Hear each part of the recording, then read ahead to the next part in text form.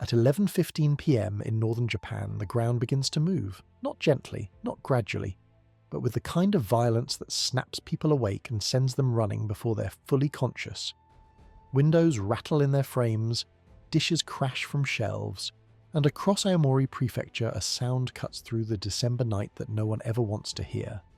The wail of tsunami sirens echoing off mountains and through valleys, warning that the sea is coming. Within minutes, more than 90,000 people are fleeing their homes. Some grab emergency bags packed years ago after drills they hoped would never become real. Others run with nothing but the clothes they're wearing and children clutched in their arms. Cars jam every road heading inland. Families shout for missing relatives over the chaos of alarms and the constant buzz of emergency alerts, lighting up every phone in the region. This is not a drill. At 11:15 p.m. on December 8, 2025, a magnitude 7.6 earthquake has just torn through the Pacific seafloor 54 kilometers beneath the surface. The Japan Meteorological Agency issues a tsunami advisory within minutes. Waves could reach up to 2 feet, and while that might not sound catastrophic, anyone who lived through 2011 knows better, because 2 feet is enough to sweep cars off piers, enough to flood streets, enough to kill anyone who doesn't move fast enough. But here's what makes this night different. What makes this event unlike anything Japan has faced in years. Just after midnight, the Japan Meteorological Agency does something it has only done once before. It issues a special megaquake advisory, warning that the probability of an even larger earthquake, magnitude 8 or so or greater, has just increased, not for next year, not for next month, but for the next 7 days.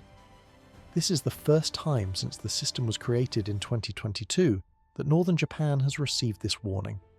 And while the probability is still low, about 1%, that 1% is enough to keep 90,000 people out of their homes, enough to keep shelters open through the night, enough to make families sleep in evacuation centres, rather than risk returning to houses that might not be standing by morning. Because if there's one thing Japan learned in 2011, it's that the ocean doesn't give second chances, and when the ground shakes this hard, this deep, this close to the trench where tectonic plates have been locked together for centuries, the question isn't whether the next big one is coming. The question is whether it's already started. The numbers tell the story. At 11:15 p.m, the epicenter is located at 15.8 degrees north, 122.8 degrees east, just off the coast of Aomori. The quake registers magnitude 7.6, with a depth of 54 kilometers. Sustained winds from the event? No, that's wrong. Sustained shaking, not winds. The ground moves for nearly 3 minutes in some areas, long enough that people standing outside lose their balance, long enough that buildings designed to flex with earthquakes sway so violently that office workers in Tokyo, hundreds of kilometers away, feel their desks slide across the floor.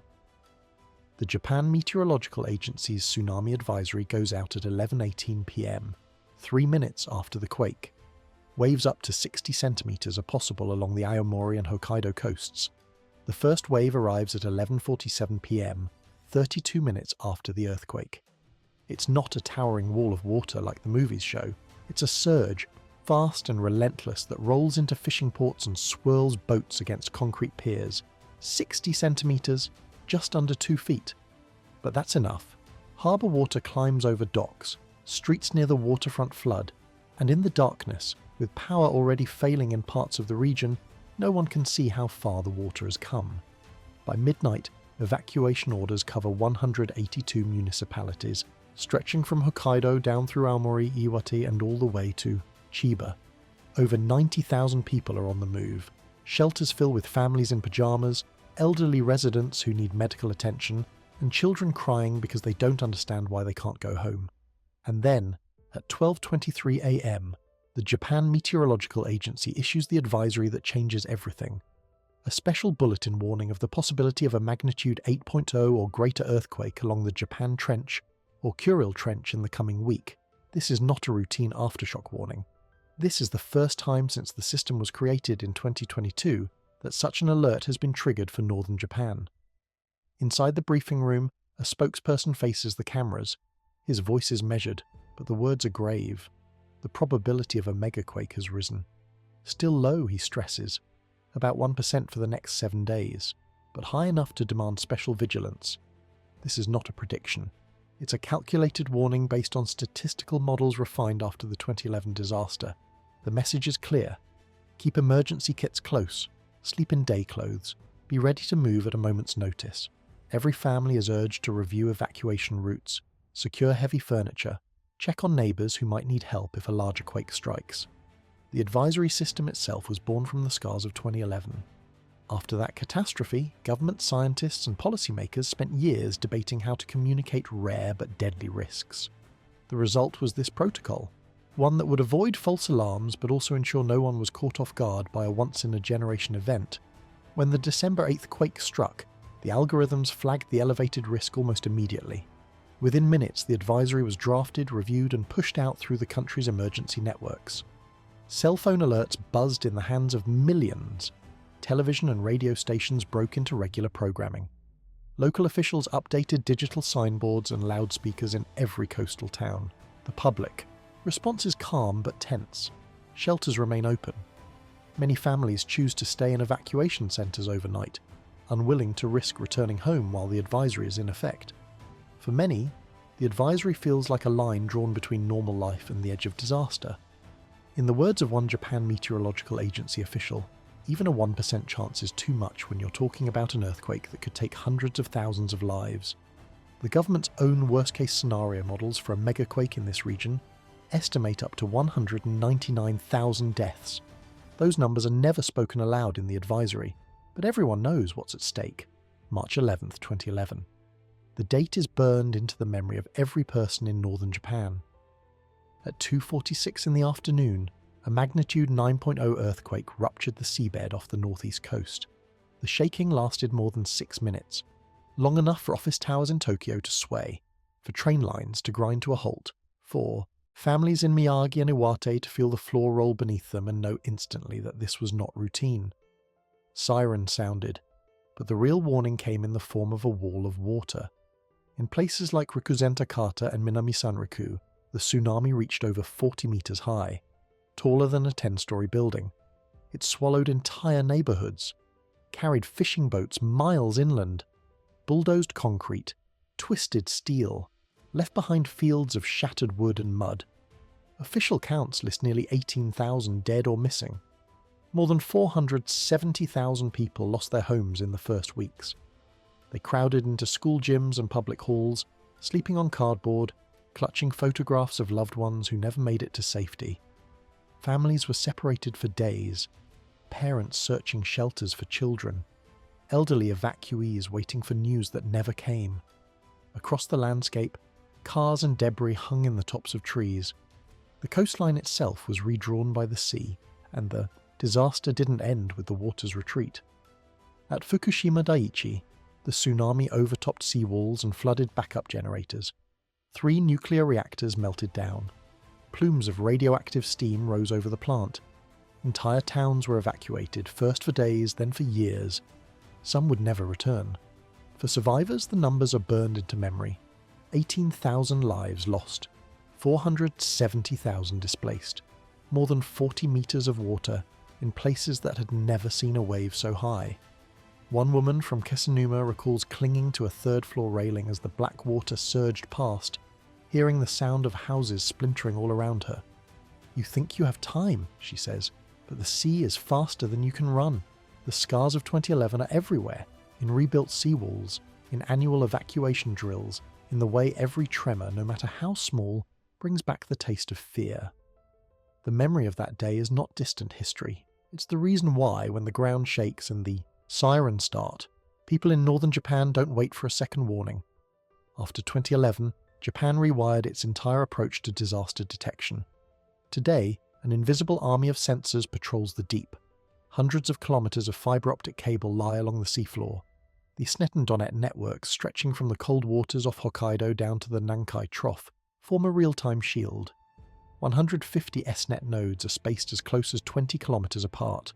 Each one bristles with broadband seismometers and pressure gauges sensitive enough to register a single centimeter of ocean floor movement. When the December quake struck, these sensors captured the first jolt. They relayed data to the Japan Meteorological Agency in under 10 seconds. Dr. Kenji Satake, a leading seismologist at the University of Tokyo, describes the system as a window into the trench's hidden mechanics. Before 2011, most tsunami warnings relied on coastal tide gauges and land-based seismometers. By the time a signal reached shore, precious minutes had already slipped away. Now, with pressure sensors anchored at depths of nearly 7,000 meters, even the faintest uplift or subsidence along the fault is recorded instantly. Satake points to the network's ability to detect slow slip events. Subtle shifts, sometimes just 2 or 3 centimeters over days, that can hint at locked sections of the plate boundary straining toward failure. The real breakthrough came from drilling directly into the Japan Trench. After 2011, scientists recovered thin layers of smec-tight clay so weak and slippery that when the fault finally ruptured, the plates slid past each other almost without friction. This discovery explained how the 2011 quake's rupture ran all the way to the seafloor, unleashing a tsunami no wall could hold back. Today, Satake and his colleagues use these findings to map the fault zone in forensic detail. They distinguish creeping segments, where the plates slide quietly, and release stress from locked patches, where strain builds like a wound spring. It's the locked zones that worry them most. With SNet and DONET, they can spot subtle deformation in these areas, but the system has limits. It can show where stress is accumulating, not when it will let go. We can see the cable tightening, Satake says, but we don't hear the snap until it happens. Even with this technological leap, the warning window remains brutally short. The sensors might buy a few extra minutes, but for families on the coast, survival still depends on readiness and speed. The science can reveal patterns, uplift, locked zones, creeping faults, but it cannot promise certainty. In the end, the deep-sea network is both a marvel and a reminder. Nature's countdown is always running, and the best defense is to act before the alarm finishes sounding. Alarms pierce the quiet of the Miyagi family's home, phones vibrating, television flashing, a robotic voice repeating the order to evacuate. Ini. A practiced blur, Yuki grabs the emergency backpack. Kenji checks the door. His mother-in-law steps into rubber boots. Their hands tremble, but the routine is automatic, shaped by years of drills after 2011. Outside, the street is already alive. Neighbours spill out, some half-dressed, others jogging toward the hillside evacuation point.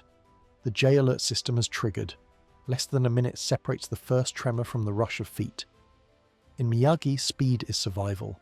The youngest, Reina, clings to her mother as they pass the blue and white tsunami sign. Sirens wail.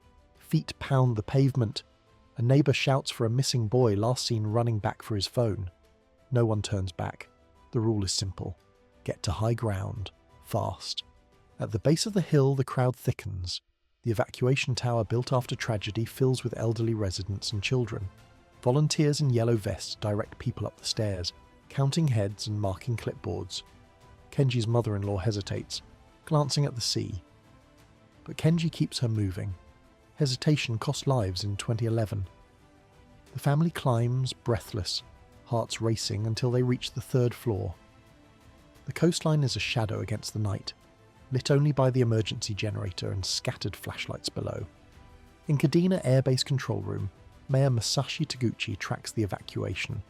Months earlier, the town rehearsed a full-scale drill, opening base gates to funnel residents to safety. Tonight, the plan unfolds for real. The mayor's radio crackles, roads clear, routes holding. No injuries yet. The system is not perfect. Traffic jams, forgotten medicine, a missing pet. But the drills and alerts have bought precious minutes.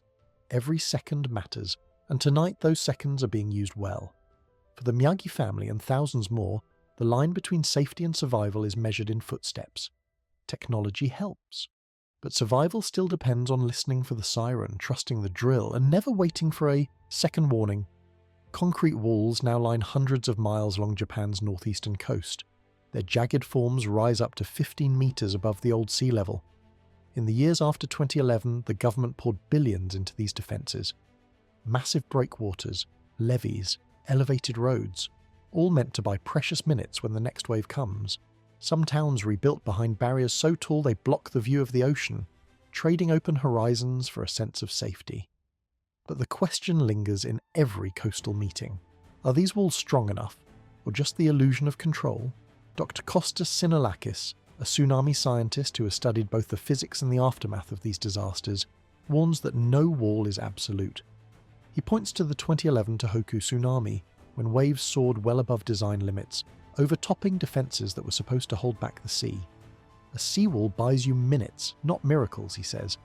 Even the tallest structures are vulnerable if the earthquake is big enough, or if the wave energy is focused by the shape of a bay.